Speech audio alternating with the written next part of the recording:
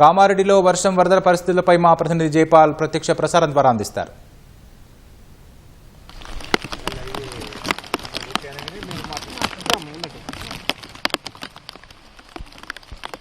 కామారెడ్డి జిల్లాలో భారీ వర్షాలతో జిల్లా అంతా అస్తవ్యస్తంగా తయారైంది. దాదాపు కామారెడ్డి పట్టణంలో నిన్న కురిసిన వర్షాలకు కామారెడ్డి జిఆర్ కాలనీ అంతా కూడా జలదిగ్బంధంలో చిక్కుకుంది. ఇప్పుడిప్పుడే వరద ప్రభావం కొంత తగ్గడంతో కాలనీ వాసులంతా సురక్షిత ప్రాంతాల నుంచి తమ ఇళ్లలోకి వస్తున్నారు. తమ తడిసినటువంటి ఇల్లును చూసుకొని అసలు కన్నీరు పెడుతున్న పరిస్థితి ఉంది. ఒక్కొక్కరైతే మళ్ళీ వర్షాలు కురిసే అవకాశం ఉన్నందున అందరూ కూడా మళ్ళీ సురక్షిత తమ ఉన్నటువంటి కొన్ని వస్తువులను తీసుకొని అయితే సురక్షిత ప్రాంతాలకు వెళ్లే దృశ్యాలే కనిపిస్తున్నాయి. అందరూ కూడా దాదాపు ఈ కాలనీలో దాదాపు ఒక 150 నుంచి 200 పైగా ఇల్లు ఉన్నాయి. అన్ని కాలనీలకు 2వ అంతస్తు 3వ అంతస్తుకి ఇళ్లలోకి నీరు చేరాయి. దీంతో కొందరైతే పై అంతస్తులో ఉండి రాత్రి మొత్తం కూడా తలదార్చుకున్నటువంటి పరిస్థితి. కొంతమందిని సురక్షిత ప్రాంతాలకు తరలించి అక్కడ భోజన సదుపాయం అధికారులు కల్పించారు. ప్రస్తుతం చాలా మంది ఇళ్లలోకి వచ్చి అయితే తమ ఉన్నటువంటి కొన్ని వస్తువుల్ని తీసుకొని తమ బంధువులు అదేవిధంగా పునరావాస కేంద్రాలకు వెళ్తున్నారు. ప్రస్తుతం కొంతమంది కాలనీవాసులు ఉన్నారు, వారితో మాట్లాడే ప్రయత్నం చేద్దాం. సార్ చెప్పండి, అంటే నిన్న ఎన్ని గంటలకు మీ కాలనీలకు వరద చుట్టుముట్టింది? ఎప్పుడు అట్లా పరిస్థితి ఎట్లుంది? అట్లా సార్ వాసంగి పడిన నరేష్, నేను సరే గవర్నమెంట్ టీచర్ని, గాంధార మండలంలో మాసంగంలో టీచర్ జాబ్ ఇస్తుంటాను. అయితే వినాయక చవితి పండుగ రోజు నాడు సార్ రాత్రి భారీ వర్షాలు స్టార్ట్ అయినట్టున్నాయి. అయితే పొద్దున 11 గంటల ప్రాంతంలో సార్ ఒకటేసారి దాదాపు ఒక 5 నుంచి 10 నిమిషాల వ్యవధి లోపల ఒక 4 ఫీట్ల 5 ఫీట్ల వరకు వాటర్ వచ్చినాయి సార్. ఊహించేటువంటి ఒక ఒక్కటేసారి మేము మా ఈ కాలనీ సార్ దీనికి జంప్ అయిపోయినాం.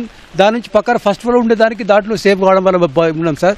రాత్రంతా దాదాపు మాకు ఏ విధమైనటువంటి సాయం చేద్దాం ఎంత ప్రయత్నం చేసినా కానీ చేయలేనటువంటి పరిస్థితి, ఎవరు రాలేనటువంటి పరిస్థితి కూడా గడిపినాం సార్.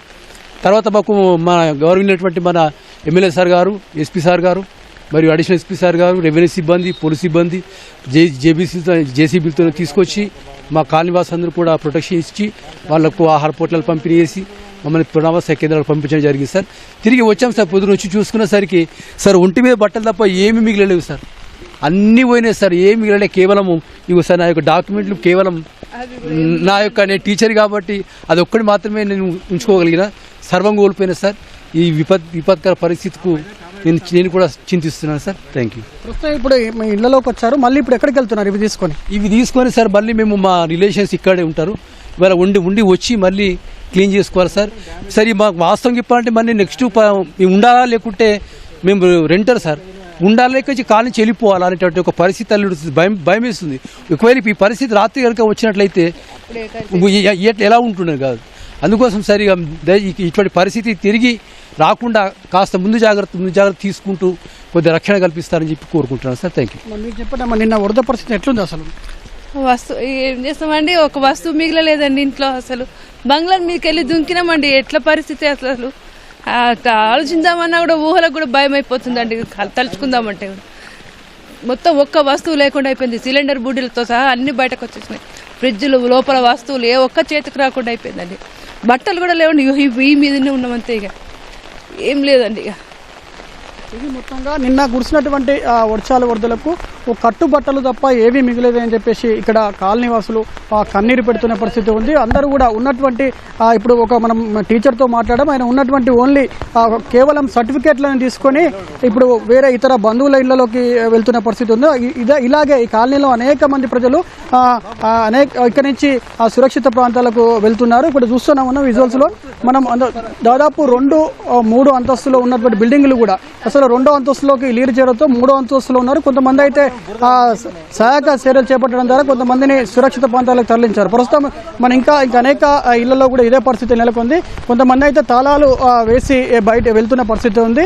ఎవరు కూడా ఇప్పటికే పోలీసులు ఈ కాలనీకి వచ్చారు. మళ్ళీ భారీ వర్షాలు కురిసినందున ఎవరు కూడా ఇటు మళ్ళీ ఇళ్లలోకి రావద్దని చెప్పేసి వెంటనే ఇక్కడి నుంచి వెళ్ళి సురక్షిత ప్రాంతాలకు వెళ్ళాలని చెప్పేసి సూచిస్తున్న పరిస్థితి ఉంది. మనం ఇక్కడ చూస్తా ఉన్నాం, ఒక దాదాపు ఇక్కడ ఇంట్లో చూస్తా ఉన్నా మొత్తం ఎక్కడికక్కడ సమాలు ఇదంతా కూడా బురద పూర్తిగా వెళ్ళిపోయిన తర్వాత బురదమయంగా తయారైంది. కుర్చీలు అదేవిధంగా ఆ టేబుల్లు వస్తువులన్నీ కూడా కొట్టుకుపోయాయి. మన పరిస్థితి అంటే ఇట్లా జిఆర్ కాలనీ కావచ్చు, హౌసింగ్ బోర్డు కాలనీ వచ్చి పరిస్థితి ఇట్లా అధ్వానంగా తయారైందని చెప్పేసి అయితే ఆ బాధితులు కంటతడి పెడుతున్నారు, ఆవేదన వ్యక్తం చేస్తున్న పరిస్థితి. ఎన్నడూ లేని విధంగా ఈ వర్షం తీరని నష్టం మిగిల్చిందని చెప్పేసి ఆవేదన వ్యక్తం చేస్తారు. ప్రస్తుతం మీకు ఒక ఆయన ఉన్నాడు, మనతో మాట్లాడే ప్రయత్నం చేద్దాం. సార్, ఎట్లుంది పరిస్థితి నిన్న వరద పరిస్థితి? నేను కామారెడ్డి బీజేపీ కౌన్సిలర్ అండి, అవధూత నరేందర్ నా పేరు. ఈడ నిన్న 10 గంటల నుంచి ఇక్కడ ఘోరమైన పరిస్థితి, ఉధృతి. ప్రతి ఇండ్లు ఫస్ట్ ఫ్లోర్ మొత్తం మునిగిపోవడం జరిగింది. ఇక్కడ జనావాసాలందరినీ కూడా ఇక్కడ నుంచి వారి యొక్క చుట్టాల బంధువులింటికి లేకుంటే ఆ ఫంక్షన్ హాల్కి తరలించడం జరిగింది. ఇవి సాయంత్రం పూట వరకు ఆహార సదుపాయాలు కల్పించడం జరిగింది. కానీ విపరీతం ఇటువంటి చర్య గతంలో మునుపెన్నడూ కూడా కనీ విని ఎరగలేదు కామారెడ్డి పట్టణంలో. నిన్న పూర్తిగా కూడా ఆ హైవే పూర్తిగా స్తంభన చేయడం జరిగింది. ఈ ప్రవాహంతో హైవే కూడా బైపాస్ రోడ్ కూడా మొత్తం మూసివేయడం జరిగింది. కనీసము ఒక 8 నుంచి 10 కిలోమీటర్ల మేర యొక్క వాహనాలు నిలుపుదల చేయడం జరిగింది. అందులో భాగంగా ఇక్కడ ఉన్నటువంటి జనావాసుల్ని కాపాడదామని వీళ్ళని తీసుకెళ్లి ఆ యొక్క డబుల్ బెడ్రూమ్ల దగ్గర పెట్టడం జరిగింది. వాళ్ళలో కొంతమందిని కాపాడదామని చెప్పేసి బైపాస్ మీదకి వెళ్తే నేను కూడా అందులో చిక్కుకుపోవడం జరిగింది. నా వాహనం 10 గంటలకు అందులో ఉంటే రాత్రి 10 గంటలకు నేను మళ్ళీ తీసుకోవడం జరిగింది. ఇలా పూర్తిగా నేను 10 గంటల నుంచి రాత్రి 12 గంటల వరకు మా ఎమ్మెల్యే రమణారెడ్డి గారితో ఇక్కడే ఉండడం జరిగింది. తను కూడా సహాయక చర్యల్లో ఉండడం జరిగింది. కలెక్టర్ గారు కానీ, ఎస్పీ చైతన్య రెడ్డి గారు కానీ వాళ్ళందరూ కూడా మొత్తం ఇక్కడే ఉండడం జరిగింది. పోలీస్ సిబ్బంది తర్వాత ప్రతి ఒక్కరు కూడా ఇక్కడే ఉంటూ సహాయక చర్యల్లో పాల్గొనడం జరిగింది. మున్సిపల్ సిబ్బంది కూడా జేసీబీ సహాయంతో చాలా రకాల ఏర్పాట్లు చేసినారు. ఇంకా ఇప్పుడు సహాయక చర్యలు ఎక్కడెక్కడ కొనసాగుతున్నాయి? ఇప్పుడు అండి ప్రతి వాడ కామారెడ్డి ఇది మెయిన్ ఇక్కడ కొంతవరకు అవన్నీ డివైడర్లు అనేవి కూల్చడం వల్ల కొంతవరకు ఈ ప్రవాహం అనేది తగ్గిపోయింది.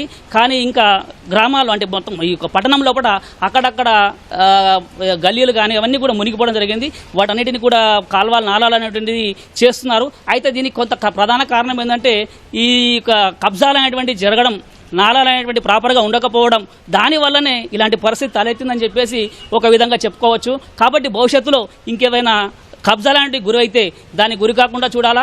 అదే కాకుండా మెయిన్ ఈ యొక్క తెలియక ఈ యొక్క రియల్ ఎస్టేట్ వ్యాపారం కానీ ఇంకేదైనా కానీ దానితోటి ఉన్న భూముల్ని కబ్జా చేసి లేకుంటే గవర్నమెంట్ భూముల్ని కబ్జా చేసి ఈ నాలాలు మెయిన్ పర్టికులర్గా నాలాలు మూసివేత కారణంగానే ఇవన్నీ ఇబ్బందులు జరిగినాయని చెప్పేసి మనం చెప్పుకోవచ్చు. ఇది మొత్తంగా ఇక్కడ జిఆర్ కాలనీ కావచ్చు, అదేవిధంగా హౌసింగ్ బోర్డు కావచ్చు, ఇతర కాలనీలు అన్నీ కూడా ఇక్కడ వరద ముంపుకు గురి కావడానికి నాలాలు కబ్జాలు కావడమే అని చెప్పేసి అయితే స్థానికులు ఆరోపిస్తున్నారు. ప్రభుత్వము ఈ నాలాలు అదేవిధంగా ప్రభుత్వ స్థలాలు కబ్జాకు గురి కాకుండా చర్యలు తీసుకోవాలని, ఇలాంటి ఘటనలు పునరావృతం కాకుండా చూడాలని చెప్పేసి అయితే కాలనీ వాసులు కోరుతున్న పరిస్థితి ఉంది. మొత్తంగా కామారెడ్డి జిల్లా వ్యాప్తంగా అయితే ఇప్పటికీ ప్రస్తుతం వర్షాలు పడుతూ ఉన్నాయి. ఇక్కడ కామారెడ్డి పట్టణంలోని పలు కాలనీల ప్రజలందరూ కూడా తమ సామాన్లన్నీ కూడా తీసుకొని అయితే కొంత సురక్షిత ప్రాంతాలకు బంధువుల ఇళ్ళకైతే పోతున్న పరిస్థితి మనం చూస్తూ ఉన్నాం. ఇంకా ఉమ్మడి నిజామాబాద్ జిల్లా వ్యాప్తంగా చూసుకుంటే నిజామాబాద్ జిల్లాలో భారీ వర్షాలు కురుస్తున్నాయి. ఇందలవాయి దర్పల్లి మండలంలో 2 చెరువులు తెగిపోవడంతో కొండూరు అదేవిధంగా పలు గ్రామాల్లోకి వరద నీరు వచ్చి చేరుతుంది. అక్కడ కూడా ప్రజలు భయాందోళనకు గురవుతున్న పరిస్థితి. నిన్న కామారెడ్డి చూసుకుంటే ఇవాళ నిజామాబాద్ జిల్లాలో కూడా వరద పాపం ఎక్కువ ఉందని చెప్పేసి అధికారులు చెప్తున్న పరిస్థితి. అక్కడ కూడా అధికారులు అప్రమత్తమయ్యారు. అక్కడ గ్రామాల్లోకి వెళ్ళినట్టు వరద నీరును బయటికి పంపించేందుకైతే ఎస్డీఆర్ఎఫ్, ఎన్డీఆర్ఎఫ్ సిబ్బందిని కూడా అక్కడికి రప్పిస్తున్నారు. అక్కడ ప్రజలందరూ కూడా 1వ అంతస్తు అదేవిధంగా ఎవరైతే ఎక్కువ 2-3 అంతస్తులు ఉన్నాయో ఆ బిల్డింగ్ల పైకి వెళ్ళి తలదాచుకుంటున్న పరిస్థితి. అక్కడ కూడా దర్పల్లి అదేవిధంగా ఇందలవాయి మండలాల్లో కూడా ఇంకా డోంగ్లీ మండలం ఇక్కడ కామారెడ్డి జిల్లా డోంగ్లీ మండలం సిర్పూర్ గ్రామంలో కూడా వర్ష బీభత్సం కొనసాగుతుంది.